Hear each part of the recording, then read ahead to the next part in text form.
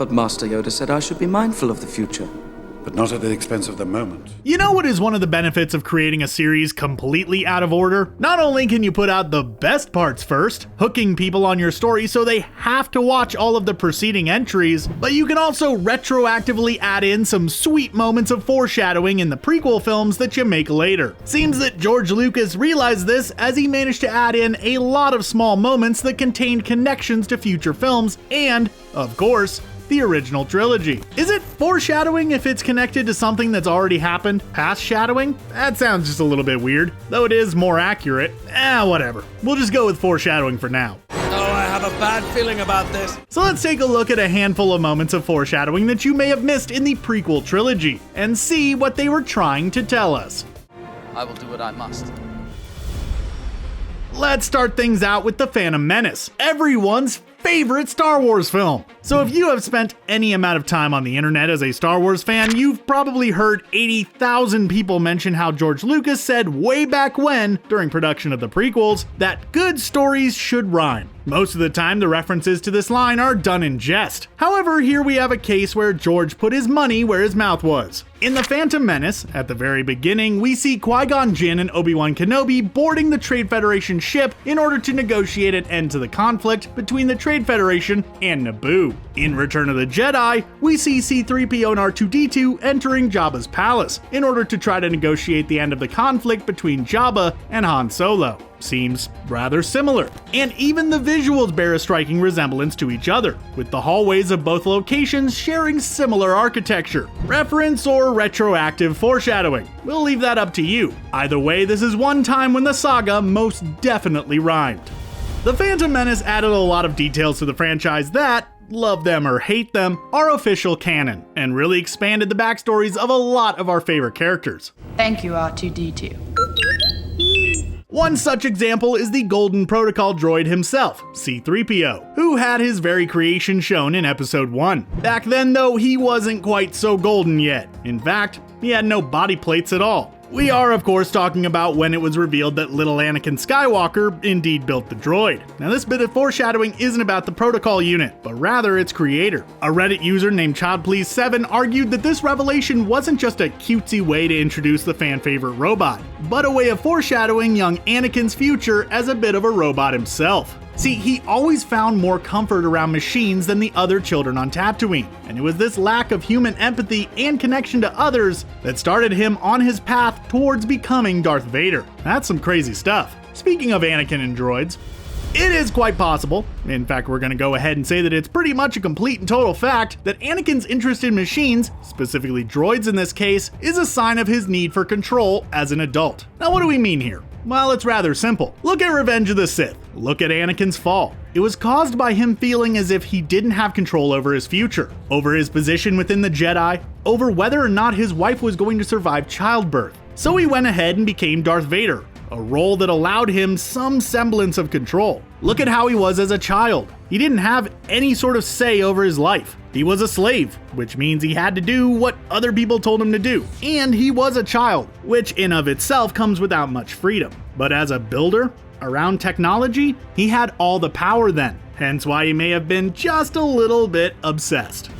Star Wars is well known for a lot of things. Awesome action, fantastic adventures, eye-wateringly cool laser swords, and of course the music. John Williams' scores are instantly recognizable and iconic. Play basically any song from any of the films, and odds are someone around you will know exactly which film in the saga it was from.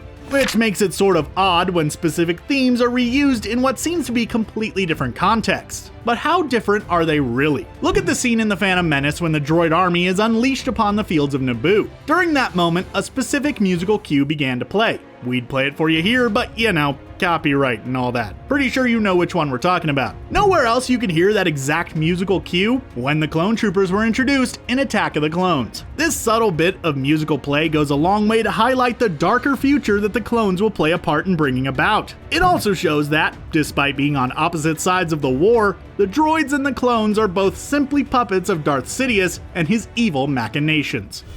As moviegoers, we all basically knew how things were going to play out in the prequel trilogy before we even saw them, in that we knew that it would all eventually lead to the rise of Darth Vader, the Emperor, and the Galactic Empire. It could be argued though that Qui-Gon may have also known where things were going. At least he did a dang good job of foreshadowing the future when he said what is perhaps one of the most memed lines in the entire franchise.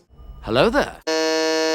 There's always a bigger fish. While in this case he was obviously talking about the giant fish that they had just saw eat a smaller one, it could be argued that the line was drawing attention to how there was going to be a bigger threat than the ones that we see. The Phantom Menace gave us Darth Maul, Attack of the Clones gave us Count Dooku, but behind them all though was the bigger fish, that being Darth Sidious, the biggest fish.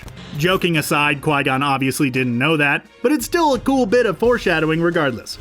Moving on to Attack of the Clones, we should take a look at what was the true main point of that second film, that being the love story between Anakin and Padme. As we all know, these two lovers were not exactly destined to have a happily ever after. You turned her against me!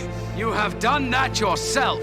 However, the very scenes themselves showcase the sort of doomed nature of their relationship. Look at the earlier scenes. They are bright and vivid, with colors just all over the place, showing the relative innocence of what's going on. However, as their relationship gets more and more serious, the mood shifts, with darker colors not only in terms of lighting and backgrounds, but also Padme's outfits. Looking at this, you can clearly see things moving more and more into a darker direction, which would ultimately lead to the dark end of their relationship. Can't get much darker than passing away because of a broken heart. Brutal.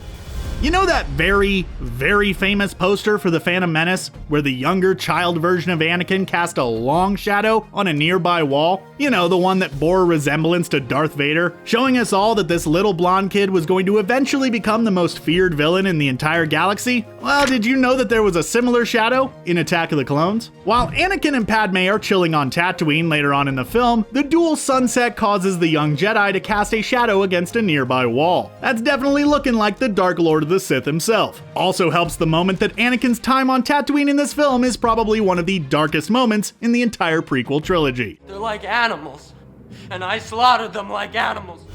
After Anakin and Padme made their way to Geonosis in order to try to rescue Obi-Wan from the clutches of the evil separatists, they fail pretty miserably. Then we decided to come and rescue you. Good job. Now finding themselves in need of a rescue, the two, along with Obi-Wan, were chained up in the middle of the Geonosis arena. Look at how they're arranged, with Anakin in the middle and Padme and Obi-Wan on either side of him. This is an interesting way of arranging them, as it foreshadows the conflict raging within Anakin. On one hand, you have Anakin's loyalty to the Jedi Order, in this case represented by his master and old friend, Obi-Wan. On the other hand is his budding relationship with Padme, which flies in the face of the established rules of the Order. Jedi aren't really supposed to love, and yet, here he is. This symbolized the struggles that Anakin will have to deal with for the rest of the trilogy, so it's a pretty cool little visual metaphor. No matter whether you're looking at things through the lens of the now non-canon expanded universe or the current canon, the color of a Jedi's lightsaber actually tells you quite a bit about who that Jedi is, and what mindset they currently have. Throughout the prequel trilogy, Obi-Wan and Anakin both rocked the classic, deep blue color that we most associate with the Jedi. Symbolically, this shows that the two of them were connected on a deep level. They were master and apprentice, sure, but it was more than that. They were comrades in arms, friends, brothers even. Throughout the trilogy, for the most part, they shared the same ideals and priorities. However, at one point in Attack of the Clones, Anakin was not as in sync with Obi-Wan as he was earlier, right around the time that he was given a green blade. While yeah, he didn't get to choose the color of the replacement lightsaber he was given by a random Jedi bro, we are talking symbolism here, people, and that is about as symbolic as things can get. And yeah, by the beginning of Revenge of the Sith, Anakin was back to blue again, but you could argue that was because the Clone Wars brought the two back together again. Or they could just have needed him to have a blue blade so it could be given to Luke later. Either or. Remember earlier how we were talking about that whole good stories have to rhyme spiel that George Lucas was such a fan of? Well, that came in full force in Revenge of the Sith. At the very beginning of the film, we get a rather quick lightsaber duel between Obi-Wan, Anakin, and Count Dooku. When the duel comes to an end, Anakin is put into a position where he is given the choice to either spare Dooku or end him right then and there. If you've seen this film, which we certainly hope you have at this point, you know which way the future Lord of the Sith goes. Jumping a few films forward to Return of the Jedi, we saw Luke in a similar situation, standing over Darth Vader, his life literally in Luke's hands, and goaded on by Palpatine, just like Anakin was in Episode 3. Fulfill your destiny. Do it. However, Luke made a different choice, staying on the path of light. That's a great example of Lucas repeating similar setups, but changing things up slightly to show the differences between the two trilogies. And also a great bit of foreshadowing if you are watching the saga for the first time in numbered order. Speaking of old Sheevy, you ever notice that all of his apprentices in the prequel trilogy kind of resemble Darth Vader in some ways? Oh, you didn't? Well, let's break it all down for you then. See, Darth Maul is fairly similar to Vader in terms of his overall presence. Maul is a representation of Vader's rage and connection to the dark side of the Force. Dooku is a representation of Anakin's split from the Jedi. In case you didn't know, Dooku was actually a former Jedi himself, who left the Order years before to take up his royal birthright. However, he also secretly fell to the dark side, becoming Darth Tyrannus. And finally, there is General Grievous, who, while not technically an apprentice of Palpatine, definitely has some connections to Darth Vader as a character. Mainly the fact that he was a formerly organic being transformed into an augmented, cybernetic villain. More machine than man, or alien. Seems that Palpatine definitely has a type when it comes to his underlings. Anakin's fall to the dark side may have seemed to be a bit quick in Revenge of the Sith, seemingly happening over the course of just a couple of minutes. And yeah, it was relatively quick, but if you had been paying attention during the entire prequel trilogy, some of the things he did after he fell wouldn't have really surprised you very much. First, he said, "No one can kill a Jedi," which, There are too many of them. What are we going to do? Yeah, that line aged like a fine 2% milk left out in the hot summer sun. Woof. How about another line, eh? Something like, "I'd much rather dream about Padme." I mean, we'd rather dream about Natalie Portman too, but not when the dream is a vision of her passing away during childbirth. A believable enough one, by the way, to drive someone to the dark side. Okay, so how about one more? Let's see if we can go for a hat trick. Ooh, we got one. I want to be the first one to see them all. Them all here referring to the stars, by the way. This one is a bit less straightforward, but as the Dark Lord of the Sith, Vader traveled all over the galaxy doing the bidding of the Emperor. So in a way, he probably did see them all, if not at least a metric ton of them. So we guess you really should be careful what you wish for there, Annie.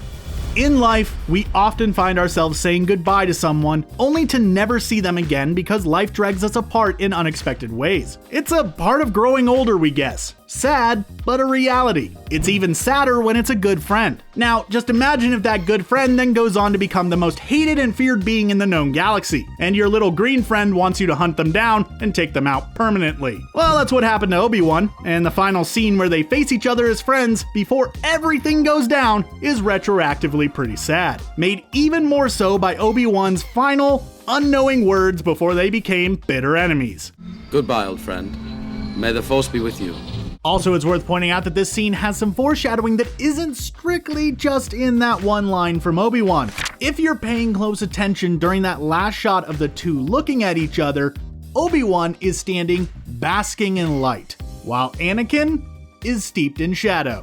One of the oddest, and yet most amazingly awesome characters introduced in the prequel trilogy is General Grievous. What exactly makes him so cool, you ask? Well, how about the fact that he uses not one, not two, but 4 freaking lightsabers? Yeah, you heard us. 4 lightsabers at once. That's pretty cool. And his fight scene with Obi-Wan is not bad either, made even more so by the fact that it is basically one giant bit of foreshadowing. Before facing Grievous, Obi-Wan is stalking around in the shadows, much like he does when he is in exile before A New Hope. And Grievous, like Vader in that film later on, fails to understand the true nature and raw power of the light side of the Force, thinking that sheer slicing prowess is enough to make him a match for the older Jedi. Haha, you sure showed them. Wait, does becoming a ghost count? I'm gonna say it counts.